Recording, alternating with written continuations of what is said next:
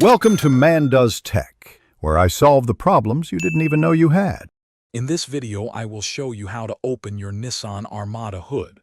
First, you'll need to find the hood release lever. It's typically located on the driver's side, beneath the instrument panel, often near the left footrest. Once you find it, pull the lever firmly towards you. You should hear a distinct click, and the hood will pop up slightly, indicating the primary latch has disengaged. Now, walk to the front of your Nissan Armada. The hood will be slightly ajar, creating a small gap.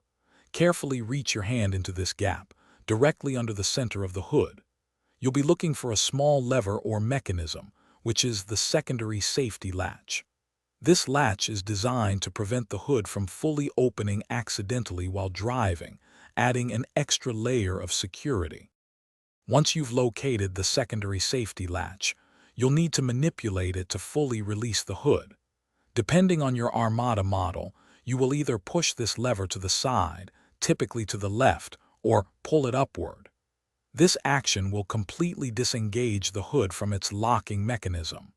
With the secondary latch released, you can now lift the hood all the way open with ease. With the hood now open, it's important to secure it properly for your safety. Look for the prop rod, which is usually located on the underside of the hood or near the engine bay. Take the prop rod and insert its end into the designated slot or hole on the underside of the hood. Make sure it's firmly seated to ensure the hood remains securely held open while you work. Thanks for watching. If you found this helpful, don't forget to like and subscribe.